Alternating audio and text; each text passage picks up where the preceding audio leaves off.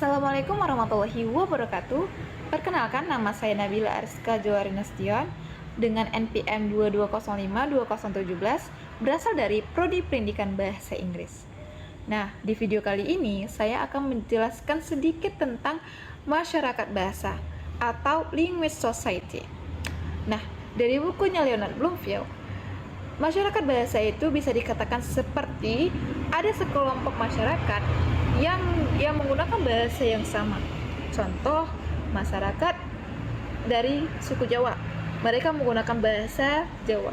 Nah, mereka bisa tuh dikatakan dengan masyarakat bahasa karena sekelompok orang atau sekelompok masyarakat yang menggunakan bahasa yang sama. Dengan contoh lain, seperti masyarakat Batak. Masyarakat Batak menggunakan bahasa Batak dan sekelompok masyarakat yang lain juga menggunakan bahasa yang sama, seperti bahasa Batak. Nah, jadi masyarakat bahasa itu dalam buku Leonard Bloomfield bisa dikatakan dengan masyarakat yang menggunakan bahasa yang sama dalam suatu sekelompok yang sama.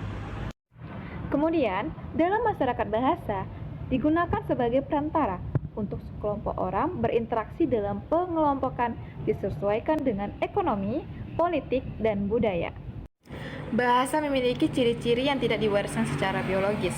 Hal ini dikarenakan adanya perkawinan orang yang berbeda bahasa.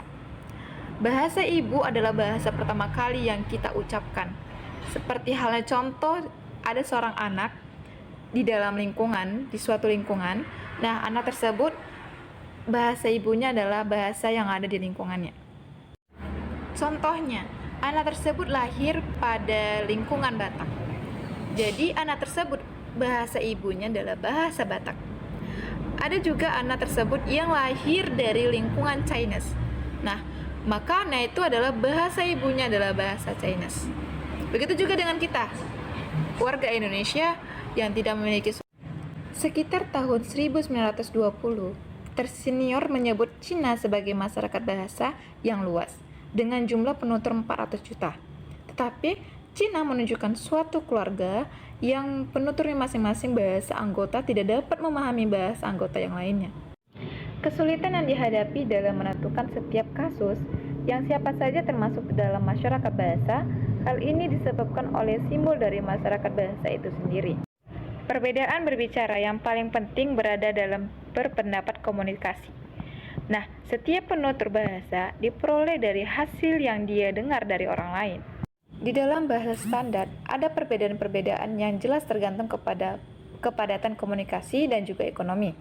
Perbedaan ini terkecuali terhadap kegemaran anak-anak muda yang menggunakan bahasa slang. Namun, perbedaan yang sifatnya tetap ialah geografis. Hal ini terjadi di Amerika dan bahasa standar. Ada 3 jenis geografis di Amerika Serikat, yakni New England, Central Western, dan Southern. Bahasa non-standar menunjukkan keanekaragaman yang lebih besar daripada yang standar. Makin tinggi kedudukan sosial penutur bahasa non-standar, maka makin rapat ia mendekati bahasa standar. Berbagai kelompok penutur non-standar memiliki bentuk-bentuk bahasa mereka sendiri. Tetapi, keanekaragaman yang terbesar pada bahasa non-standar sifatnya geografis dapat digambarkan bahwasannya bahasa non-standar sebagai dialek-dialek lokal. Namun, masyarakat yang lebih lama menetap, dialek-dialek lokal memiliki peran yang lebih penting. Perbedaan antara dialek-dialek lokal yang berdekatan biasanya kecil, tetapi dapat dikenali suatu wilayah geografis yang beralih sedikit demi sedikit disebut dengan wilayah dialek. Sikap para penutur terhadap dialek-dialek lokal sedikit berbeda di negara-negara lain. Survei mengenai perbedaan dalam suatu masyarakat bahasa ialah bahwa masyarakat yang berdekatan memiliki bahasa yang hampir mirip sehingga dapat dipahami, dan jika berjauhan maka sulit dipahami. Semua itu menghalangi kita untuk menarik garis yang jelas keliling batas-batas banyak masyarakat besar. Kasus bahasa yang jelas ialah 2 bahasa yang sangat sulit dipahami. Walaupun garis-garis pada bahasa dan geometris yang sangat rumit dan jelas, namun perbedaannya sangatlah jelas. Sifat perbedaan yang relatif itu nampak lebih jelas dalam kasus-kasus lain. Perbedaan-perbedaan tersebut tidak dapat dipahami secara cermat. Istilah dari masyarakat bahasa ialah hanya relatif dari nilai semata. Dalam hal belajar bahasa asing yang ekstrim, penutur menjadi ahli dan tidak bisa dibedakan dengan penutur aslinya. Kesempurnaan penutur asli tidak dapat ditentukan tingkat kesempurnaannya. Hal ini dapat disebut dengan diwibawaan perbedaan relatif. Diwibawahan memperoleh bahasa keduanya pada awal masa kanak-kanak. Orang Jerman sampai Swiss yang berpendidikan adalah diwibawahan dalam arti bahwa ia berbicara baik dengan dialek lokal maupun bahasa Jerman standar yang sangat menyimpang. Nah, dari sini sekian video saya. Mohon maaf jika ada kekurangan kata, kelebihan kata maupun kesalahan kata.